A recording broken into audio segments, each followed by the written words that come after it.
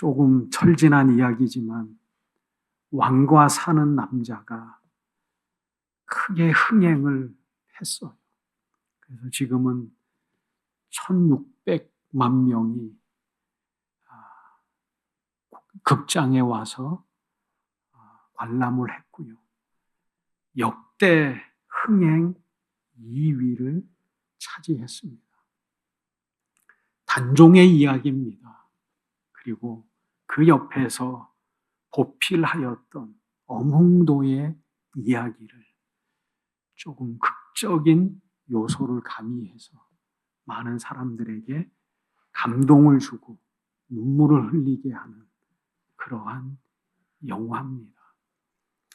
단종이 그의 삼촌 세조에 의해서 어린 나이에 영월로 유배 가서 죽임을 당하게 됩니다.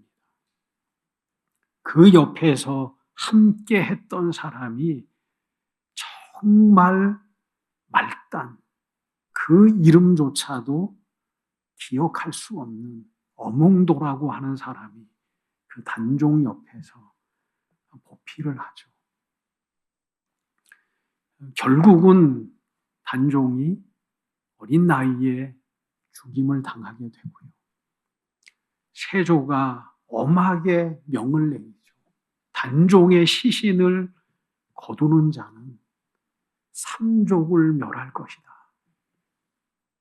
어느 누구도 단종의 시신을 거둘 사람이 없었어요.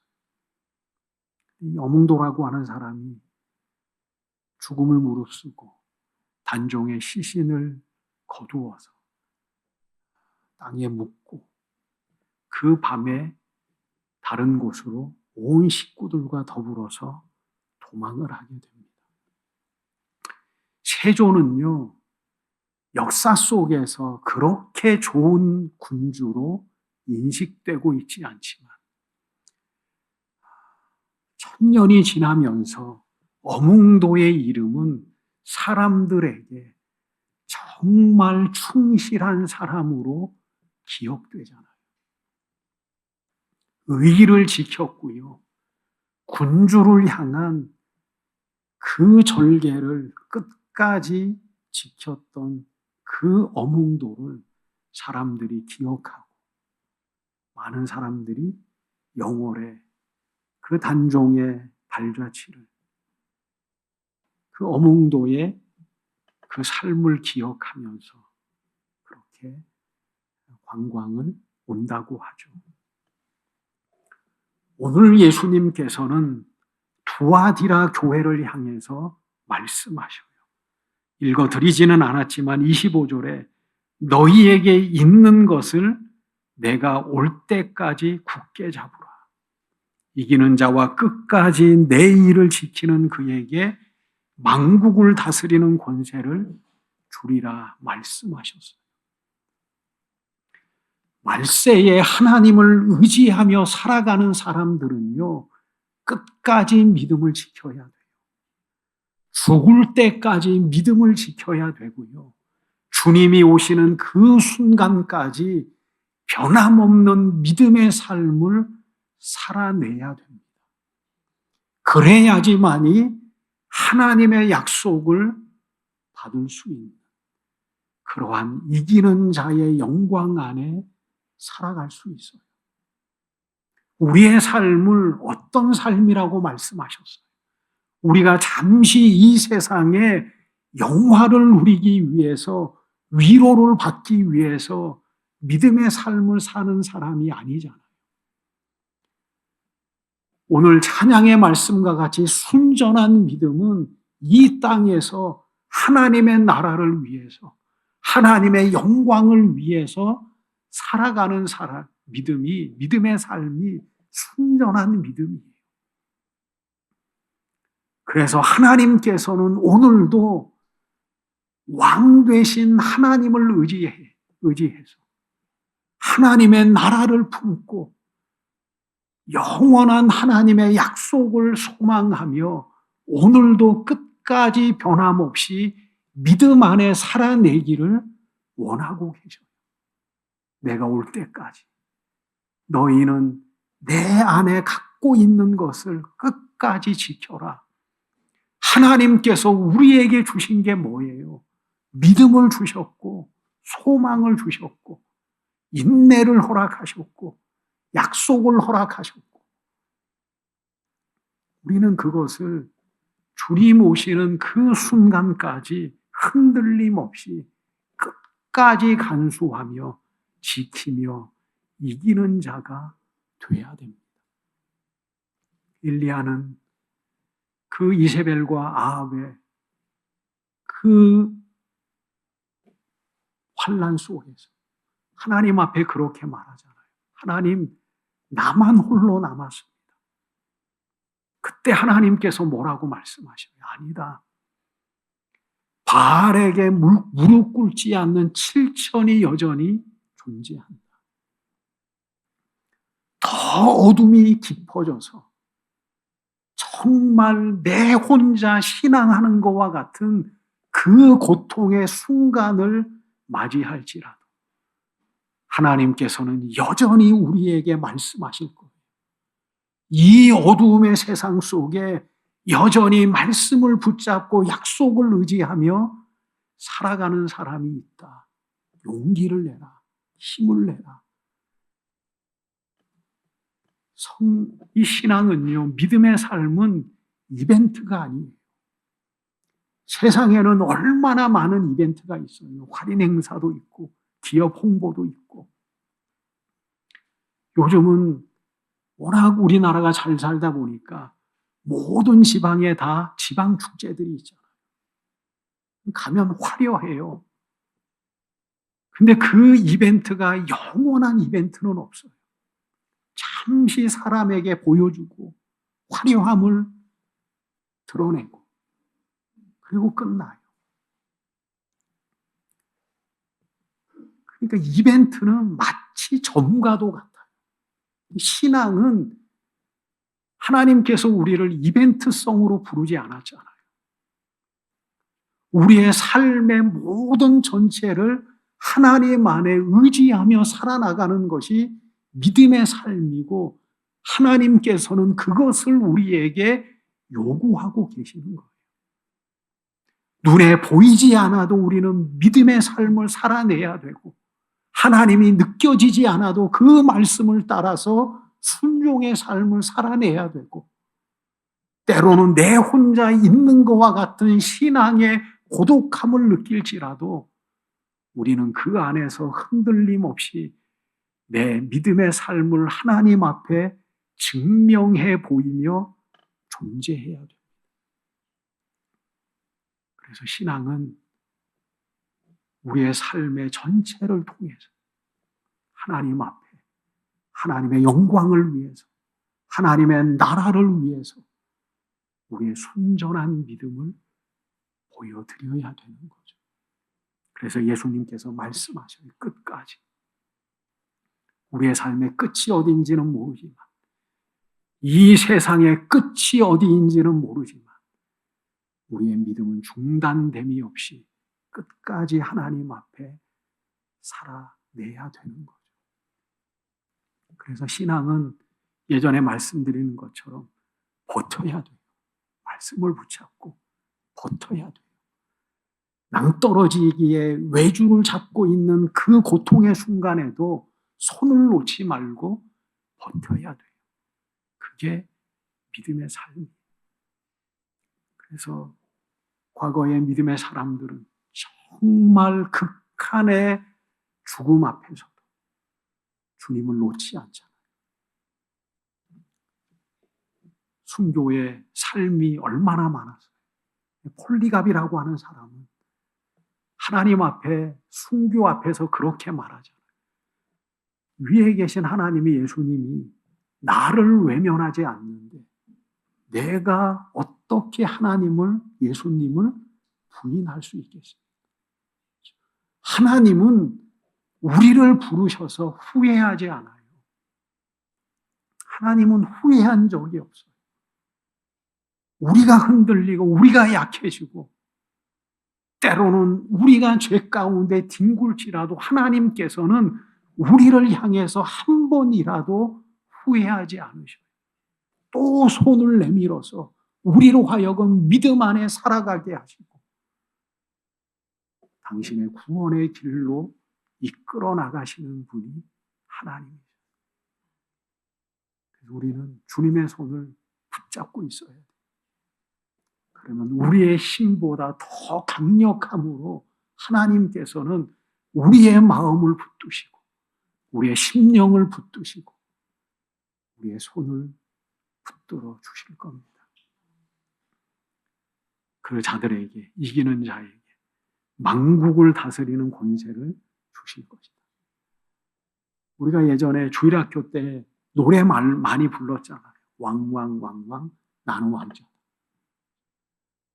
하나님의 나라에서 하나님께서 우리에게 부여하시는 것이 왕이에요. 에덴 동산에서 아담과 하와는 분봉된 왕으로 온 세상을 다스리며 정복하는 그 사명을 부여받았어요. 하나님의 나라에서 우리가 하나님 앞에 주어지는 바의 약속이 뭐냐면 너희는 하나님의 나라에서 왕이야. 하나님의 나라를 통치하는 다스리는 왕으로서 세워주시는 거예요. 하나님께서는 늘 우리가 듣는처럼 여러 가지로 우리를 표현하잖아요. 하나님의 자녀고 왕 같은 제사장이고 상속자고 어느 것 하나 지배받는 노예가 아니라 종이 아니라 정말 하나님께서 우리를 얼마나 소중하게 여기시는지 성경을 보면 알잖아요. 그래서 하나님의 나라에서 우리는 왕이에요. 다시금 하나님의 나라를 다스리는 권세를 하나님께서 우리에게 약속하셨어요. 베드로 전서에서는 뭐라고 말씀하셔요? 너는 왕과 같은 제사장이다. 구약에 보면요, 아무리 다윗이 강력한 군주였고 하나님의 딱 마음에 합한 왕이었지만 제사장의 사명은 소유하고 있지 않았어요.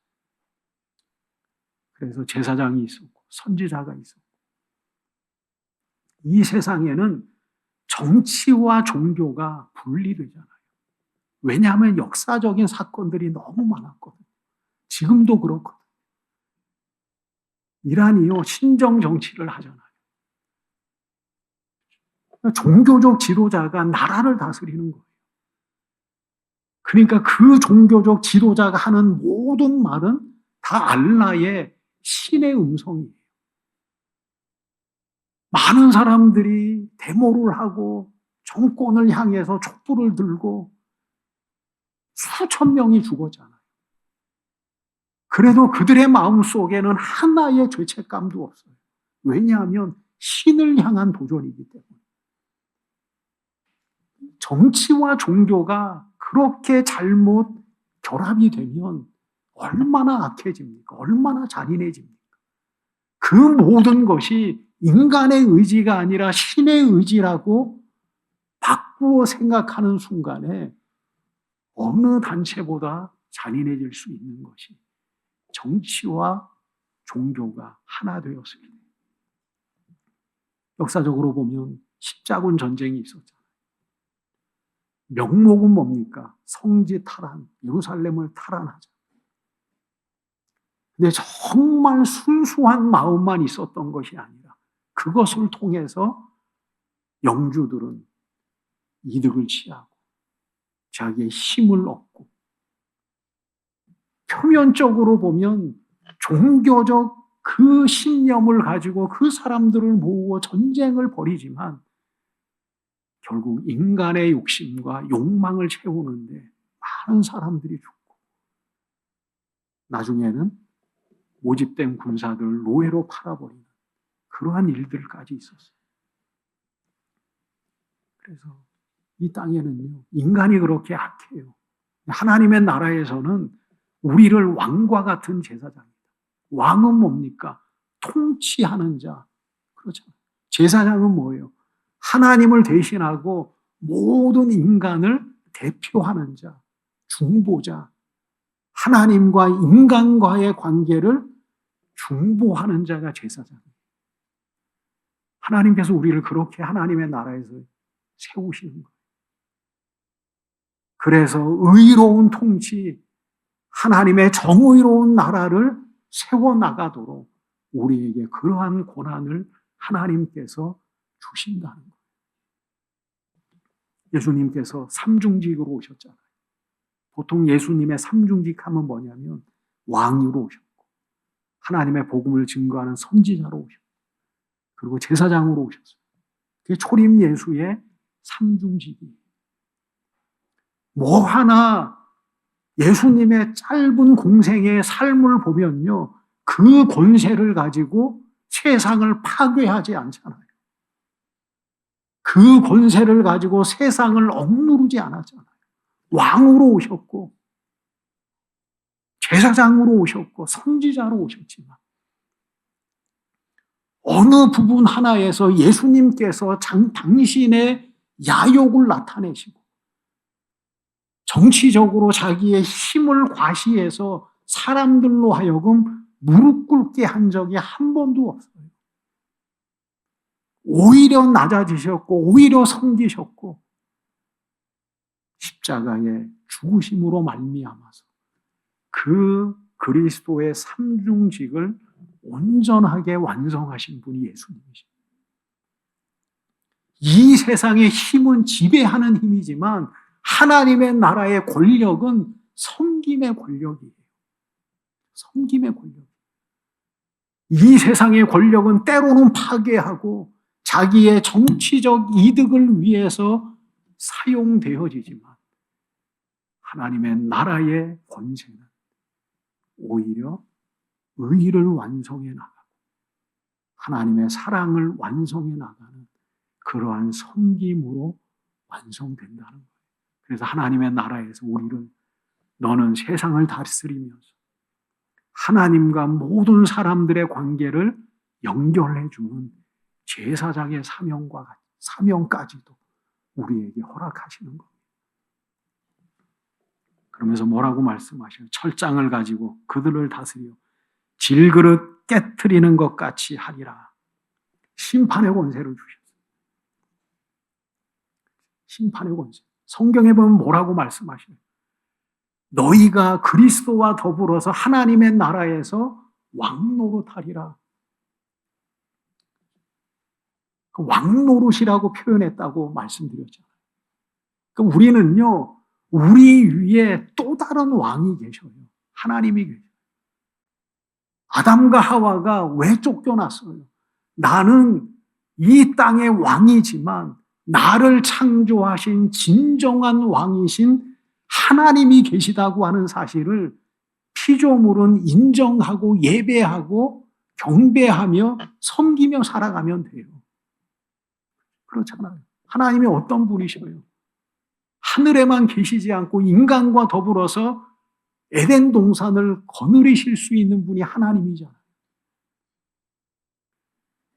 피조물이라고 해서 아담과 하와를 학대하지 않고 언제나 에덴 동산에서 함께 산책하시는 분이 하나님이셔요. 인간은 하나님의 그 위대함과 온 세상을 창조하신 창조자라는 사실을 인정하며 살아나가면 돼요. 아담과 하와가 스스로 하나님과 견주려고 했잖아요. 내가 하나님처럼 될 거야. 자식은 부모를 인정하면 돼요. 하나님의 나라에서 왜 우리가 왕이 아니라 왕 노릇일까? 당연한 거예요. 왕은 하나님이시니까. 왕은 예수님이시니까. 천국을 어떻게 표현해요? 주님께서 친히 왕되어 다스리시는 나라. 그게 하나님의 나라예요. 그게 하나님의 나라. 이 세상은 온갖 왕들이 너무 많아요. 물질도 왕이고요. 사망도 왕이고요. 죄도 왕이고요. 세상을 다스리는 자도 왕이고요. 그 강력한 힘을 가지고 인간의 모든 삶을 지배하고 권세를 나타내고 굴복하게 만들고, 하나님의 나라는 그 통치자가 바뀌어지는 게 하나님의 나라. 예수님께서 왕되어 다스리는 나라. 근데 우리가, 성경은 뭐라 그래요? 그리스도와 더불어서, 진정한 왕은 예수님이신데 더불어서 우리가 하나님의 나라를 다스리는 왕 노릇을 하는 그러한 영광을 우리에게 주시는 거예요. 하나님의 나라는요, 이 세상 나라와 같이 부패하지 않아요. 부조리하지 않아요. 하나님께서 원하는 나라가 뭐예요? 공의와 정의가 흐르는 나라. 공의는 하나님 앞에서의 올바름, 그게 공의예요. 정의는 이 세상의 모든 삶 가운데 올바른 판단, 그게 정의예요. 그것만 온전하게 서 있으면 그게 천국이잖아요.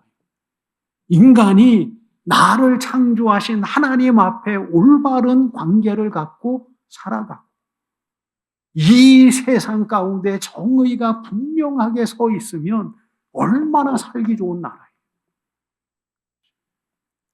하나님께서는 그 나라를 원하시는 거예요. 공의가 흐르게 하라. 정의가 흐르게 하라. 예수님의 다스림의 나라는 그런 나라예요. 공의와 정의가 강같이 하수같이 흐르는 나라. 그 나라에 우리를 왕노릇하게 하시는 그 영광을 주신다고 말씀하셨어요. 그러면서 오늘 본문의 말씀과 같이 철장을 가지고 질그릇 깨트리듯이, 이런 권세가 지금 우리에게 주어지면 우린 감당하지 못해요. 심판의 권세잖아요. 철장은 뭡니까? 쇠막대기인데. 질그릇은 뭐예요? 질그릇은 금방 깨지기 쉬운 거예요. 이 세상의 모든 것이 다 그래요. 이 세상이 강력한 것 같지만 하나님 보시기에는 질그릇과도 같은 거예요. 이 세상이 영원한 것 같지만 하나님의 심판 안에서는 다 질그릇과 같아요.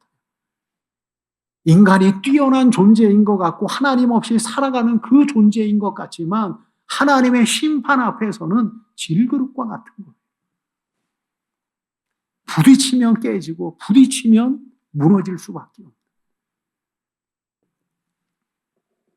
하나님께서, 예수님께서 우리에게 심판의 권세, 다스림의 권세를 우리에게 주신다 말씀하셨어요. 우리가 우리의 힘으로 우리의 분노를, 우리의 억울함을 그렇게 표출하는 심판은 아닐 거예요.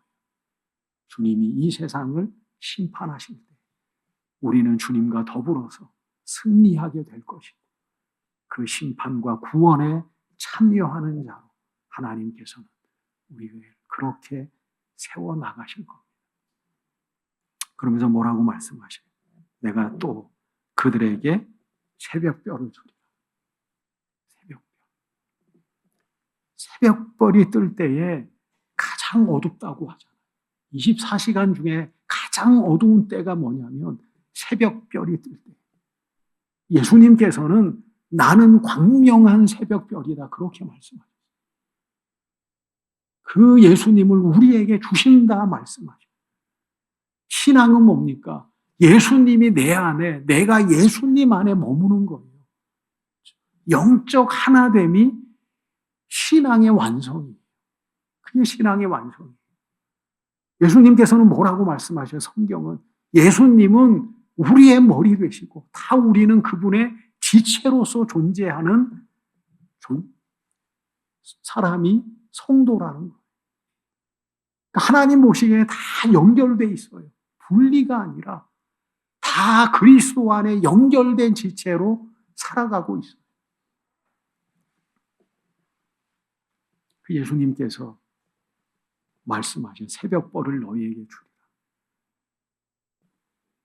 초림 때 예수님께서 이 세상에 오셨어요. 성경은 뭐라고 말해요? 예수님께서 이 세상에 보내주셨다고, 너희에게 주셨다고 말씀하세요. 하나님의 세상을 이처럼 사랑하사 독생자를 주셨으니 정말 어두운 때에 이스라엘의 백성들이 그렇게 고통 속에 신앙마저도 잊어버리고 신앙의 어둠 속에 있을 때 예수님을 우리에게 보내주셨어요. 이 땅에 보내주셨어요. 예수님께서 하신 일이 뭐예요? 구원의 일을 이루셨잖아요. 말세 예수님께서 다시 오실 거예요. 우리는 그것을 예수 그리스도의 재림이라고 알고 있습니다. 예수님의 재림은 새벽별같이 올 겁니다. 가장 어두울 때, 가장 어두울 때, 죄악으로 가장 어두울 때, 이 세상에 더 이상 소망이 없다고 하는 그 시점에 예수님께서는 다시금 이 세상에 오셔서 어둠을 밝히는 새벽별과 같이 우리에게 구원의 빛으로 보내어 주실 겁니다. 그래서 말세에 끝까지 믿음을 지킨다고 하는 것이 어려운 거예요. 왜냐하면 죄악으로 어두운 세상 속에 빛을 간수하고 살아간다고 하는 것이 쉽지가 않잖아요. 새벽별을 우리에게 줄 것이다. 그렇게 말씀하십니다. 그래서 우리로 하여금 너희도 별이 되게 할 것이다.